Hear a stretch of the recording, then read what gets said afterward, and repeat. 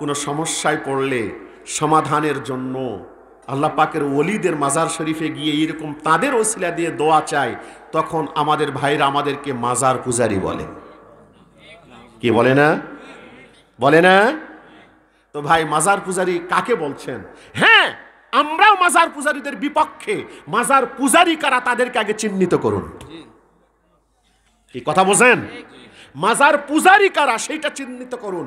মাজার জিয়ারত কোনটা আর মাজার পূজা কোনটা, এই পার্থক্য আগে নির্ণয় করুন।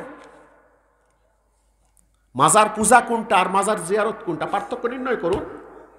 আমরা কি মাজারে গিয়ে কপাল ঘষি নাকি? মাজারে গিয়ে কি আমরা কি সেজদা করি নাকি? মাজারে গিয়ে কি আমরা উলঙ্গপনা কোনো কাজ করি নাকি? এইটা করলে তাদেরকে আপনি মাজার পূজারি বলুন। আমরা তো এটার চরম বিপক্ষে। আমরা সবসময় এটার বিপক্ষে বলি না? আমাদের এটার বিপক্ষে আমাদের অবস্থান খুব স্পষ্ট। কিন্তু মাজারে গিয়ে জিয়ারত করা, আউলিয়া ইকরামের মাকবারা শরীফগুলো জিয়ারত করা, সেখান থেকে বরকত হাসিল করা, সেখান থেকে বরকত হাসিল করা, এইটা তো শুধু আমাদের এখনকার আমল নয়। এইটা আমাদের এখনকার আমল নয়। এই আমল ইসলামের প্রথম থেকে শুরু হয়েছে, আজ পর্যন্ত চলমান। সুবহানাল্লাহ। ছোট্ট একটা হাদিস বলছি, আপনারা বিরক্ত হচ্ছেন? ছোট্ট একটা হাদিস বলছি, এবং সহিহ সনদের হাদিস, লম্বা চওড়া হাদিস আমি সংক্ষেপে বলছি। সাইয়্যিদুনা মূসা আলাইহিস সালামকে যখন বনী ইসরাইলদেরকে নিয়ে মিশর থেকে বের হয়ে যাবার নির্দেশ দিলেন আল্লাহ পাক, আমি আবারও বলতে যাচ্ছি না সময়ের দিকে তাকিয়ে, যখন নির্দেশ দিলেন, হযরত মূসা আলাইহিস সালাম বনী ইসরাইলদেরকে সাথে নিয়ে বের হচ্ছেন, রাত্রবেলা বের হবেন। ইতিমধ্যেই হাদিসটা একটু শুরু থেকে বলি তাহলে সহজ হবে। রাসূলুল্লাহ সাল্লাল্লাহু আলাইহি ওয়া আলিহি ওয়াসাল্লাম কয়েকজন সাহাবী সহ একটা সফরে যাচ্ছেন, একটু দূরে, খুব বেশি দূরে না, একটু দূরে। যেতে নবীজি খুব তৃষ্ণার্ত হয়ে পড়লেন। তখন ওই জায়গায় আরেকজন সাহাবীর বাড়ি ছিল। নবীজি গিয়ে দরজায় সালাম করলেন। ভিতর থেকে মহিলার কণ্ঠে বলা হলো, ইয়া রাসূলুল্লাহ, অমুকে তো নাই, উনি আমাদের খাবারের পানি নিয়ে আসবার জন্য একটু দূরে চলে গেছেন। এখন তো ঘরে ঘরে সুপেয় পানি পাওয়া যায়, তখন তো সেটা মিলতো না। নবীজি বললেন, আমি তো খুব বেশি ক্ষুধা পেয়েছি, তাহলে এখন কি করা যেতে পারে? ইতিমধ্যেই ওই মহিলা বলছেন, ইয়া রাসূলুল্লাহ, আমাদের তো ঘরে তেমন কোনো কিছুই নাই, তবে আমাদের কয়টা ছাগল সামনে আছে। আমি সংক্ষেপে বলছি, লম্বা চওড়া হাদিস। নবীজি বলেন, কোন ছাগলগুলো? এগুলো। আদতে ছাগলগুলোর শরীরে তেমন কোনো কিছু ছিল না। ওলান বলেন না কি বলেন, দুধ, ওলানের মধ্যে দুধও তেমন একটা ছিল না। নবীজি তন মধ্যে সবচেয়ে যেটা একেবারেই দুর্বল সাগি, সেটা কাছে নিয়ে একটু নবীজি ওলানে হাত মোবারকখানা রাখবার সাথেই পুরা ওলানটা দুধে ভর্তি হয়ে গেল। আমি প্রথমে বলেছি ওয়াজের কায়দা ওয়াজ করছি না, শুধু আলোচনা বুঝাবার জন্য কথাগুলো বলছি। নবীজি তখন ওইটা দহন করলেন, পরিতৃপ্ত সহকারে নিজে খেলেন, সকলকে খাওয়ালেন। সুবহানাল্লাহ। ইতিমধ্যেই ওই সাহাবী পানি নিয়ে এসে নবীজির দরবারে হাজির। সাহাবী দূর থেকে মারহাবা বলতে শুরু করলেন যে আজকে আমি দুনিয়ার সর্বশ্রেষ্ঠ মেহমান পেয়ে গেছি। সুবহানাল্লাহ। একেবারে সংক্ষিপ্ত বলছি। নবীজি পরিতৃপ্ত হবার পরে নবীজি বলছেন, ওগো সাহাবী, আমি তো তোমার এখানে পরিতৃপ্ত হলাম, আমার কাছে কি তোমার চাওয়ার কিছু আছে? আল্লাহু আকবার। আমার কাছে কি তোমার চাওয়ার কিছু আছে? ওই সাহাবী এখন বলছেন, ইয়া রাসূলুল্লাহ, আমার চাওয়ার আছে। কি চাওয়ার আছে? একটা উট দেন যেন আমি এর উপর চড়ে ঘুরতে পারি, হ্যাঁ, আরেকটা উটনি দেন যেটার আমি দুধ দহন করে খেতে পারি, এরকম। অথবা একটা উট দেন, উটনি দেন, চড়তে ঘুরতেও যেন পারি, দুধও যেন খেতে পারি। নবীজি তখন বললেন, তোমরা কি বনী ইসরাইলের সেই মহিলার মতো হতে পারলে না? হাদিসের অংশ বিশেষ বলছি, তোমরা কি বনী ইসরাইলের সেই মহিলার মতো হতে পারলে না? সাহাবা একরাম বলছেন, ইয়া রাসূলুল্লাহ, বনী ইসরাইলের মহিলার মতো হতে পারলে না, বিষয়টা তো বুঝলাম না। তখন নবীজি বলছেন, শোনো, আল্লাহ রাব্বুল আলামিন যখন হযরত মূসা আলাইহিস সালামকে মিশর থেকে বনী ইসরাইলদেরকে নিয়ে চলে যেতে বললেন। মুসা আলাইহিস সালাম রাতের গভীরে বের হচ্ছেন, এমত অবস্থায় হঠাৎ করে পুরো আকাশ অন্ধকার হয়ে গেল, অর্থাৎ চন্দ্রটা কি হয়ে গেল, লুকিয়ে গেল, রাস্তা খুঁজে পাচ্ছেন না। তখন হযরত মুসা আলাইহিস সালাম, আমি সংক্ষেপে বলছি, মুসা আলাইহিস সালাম বললেন, ব্যাপার কি, এইরকম দুর্দশা তো আসবার কথা নয়, কারণ কি হতে পারে?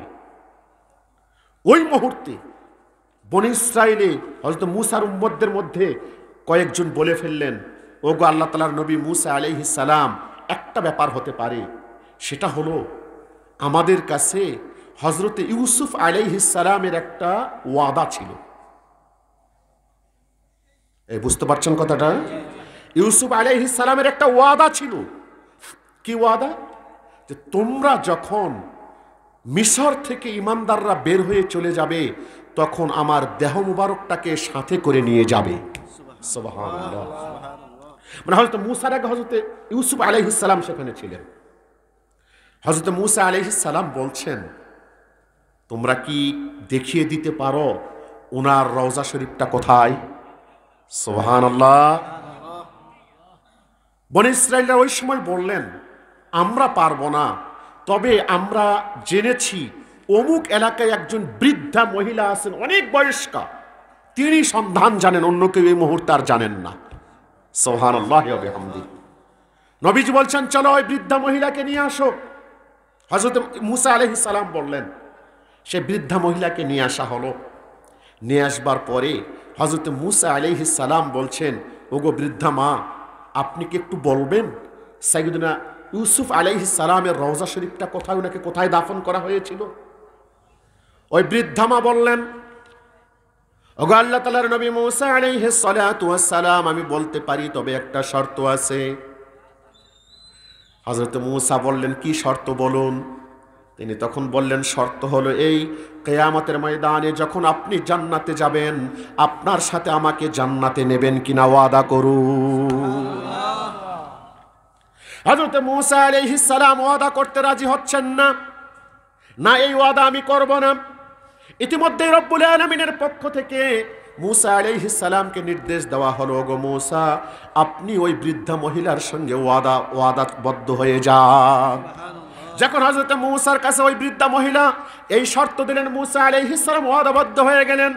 হযরত মুসা আলাইহিস সালাম ওয়াদাবদ্ধ এই বলে হলেন, হ্যাঁ আমি আপনাকে জান্নাতে নেব, আপনি আমাকে দেখিয়ে দিন। ওই বৃদ্ধা মহিলা তখন নিয়ে চলে গেলেন একটা খালের কিনারায়, বড় বিলের কিনারায় নিয়ে গেলেন। নিয়ে গিয়ে বলছেন, এই যে জায়গায় দেখা যায় এখানে খনন করলেই সেইটা পাওয়া যাবে। ওই মুহূর্তে পানিগুলো সেচ দিয়ে ফেলে দেওয়া হলো।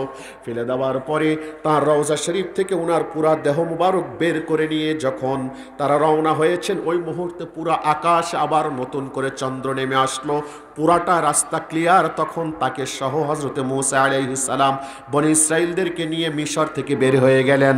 এই ঘটনা বলবার পরে রাসূল আকরাম সাল্লাল্লাহু আলাইহি ওয়া আলিহি ওয়াসাল্লাম বললেন, ও আমার সাহাবায়ে কেরাম, ওই মহিলা যদি জান্নাত পাওয়ার শর্ত দিয়ে এটা বলতে পারেন, তাহলে আমি যখন তোমাদেরকে বললাম আমার কাছে চাওয়ার কিছু আছে কিনা, তখন তোমরাও তো মহিলার মতো আমার কাছ থেকে জান্নাতটা চেয়ে নিতে পারতে। কি ভাই, তাহলে নবীজি কি দেবার ক্ষমতা রাখেন? কি নবীজি দেবার ক্ষমতা রাখেন? কাউকে জান্নাত দেবার ক্ষমতা রাখেন নবীজি?